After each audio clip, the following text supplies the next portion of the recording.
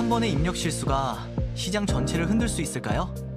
최근 가상자산 시장에서 실제로 그런 일이 벌어졌습니다. 국내 대형 거래소에서 무려 60조 원에 가까운 비트코인이 잘못 지급되는 사고가 발생했고, 그 여파로 가격이 급락하면서 예상치 못한 피해가 이어지고 있습니다. 단순한 전산 오류로 시작된 사건이었지만 시간이 지나면서 상황은 점점 더 커졌습니다.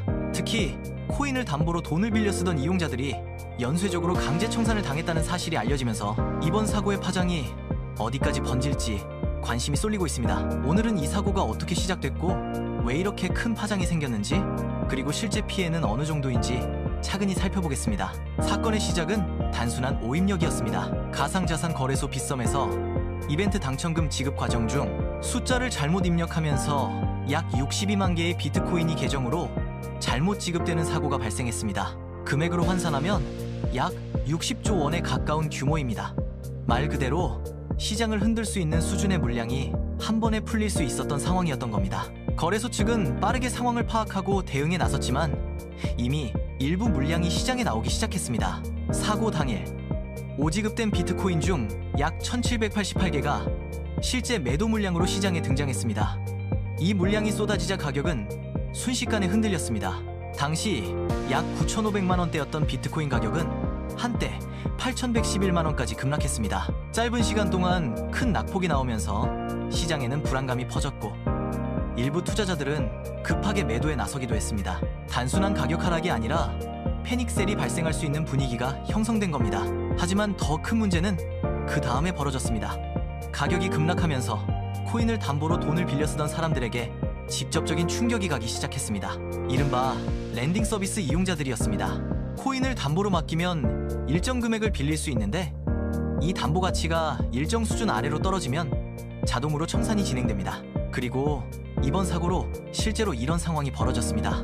금융당국과 업계에 따르면 가격이 급락하는 과정에서 총 64개 계좌에서 담보 가치 하락으로 인한 강제 청산이 발생한 것으로 파악됐습니다. 피해 규모는 최소 수억 원 이상으로 추정됩니다. 여기서 한 가지 생각해볼 부분이 있습니다. 만약 이런 급락이 내가 코인을 맡겨둔 상황에서 갑자기 벌어진다면 여러분은 어떻게 대응할 수 있을까요? 문제는 강제 청산이 개인의 판단으로 막기 어려운 구조라는 점입니다. 가격이 떨어지면 담보 가치도 같이 떨어지고 유지해야 할 증거금 기준을 충족하지 못하면 자동으로 청산이 진행됩니다. 즉, 본인이 직접 매도한 게 아니라 시스템이 자동으로 자산을 정리해버리는 상황이 발생하는 겁니다. 이번 사고도 바로 그 흐름이었습니다. 오지급 물량 등장, 가격 급락 담보 가치, 하락 강제 청산 발생이 과정이 짧은 시간 안에 연쇄적으로 이어졌습니다. 빗썸 측은 이번 사고와 관련해 직접적인 고객 손실 규모를 약 10억 원 안팎으로 추산하고 있다고 밝혔습니다. 이 수치는 패닉셀이나 투매로 인해 발생한 손실을 기준으로 계산된 것입니다. 하지만 상황은 여기서 끝나지 않았습니다. 강제 청산 피해 사례가 추가로 확인되면서 실제 피해 규모는 이보다 더 커질 수 있다는 우려가 나오고 있습니다.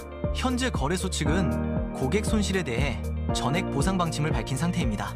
하지만 어디까지를 직접적인 피해로 인정할 것인지가 핵심 쟁점이 될 가능성이 큽니다.